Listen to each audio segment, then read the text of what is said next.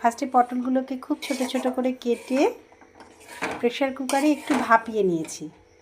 ভাপানো পটলটাকে mixer গ্রাইন্ডারে দিয়ে একদম পেস্ট করে নিয়েছি।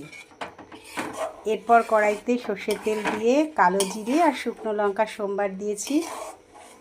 তারপরে সেটা একটু ভাজা ভাজা হলে আমি দিয়েছি রসুন থেতো করে, আর দিয়েছি আদা বাটা আর পেঁয়াজ বাটা।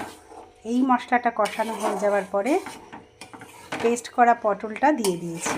এবার সেটাকে কষাতে কষাতে একদম যখন জলটা মজে যাবে, একদম শুকনো হয়ে যাবে, কড়াই থেকে উঠে আসবে, তখন রেডি হবে পটল বাটা। এবার একদম নামানোর শেষ মুহূর্তে খানিকটা সর্ষের তেল ওপর দিয়ে দেবে। এবার ওটাকে তুমি গরম ভাতে খাও, ভীষণ ভালো লাগে।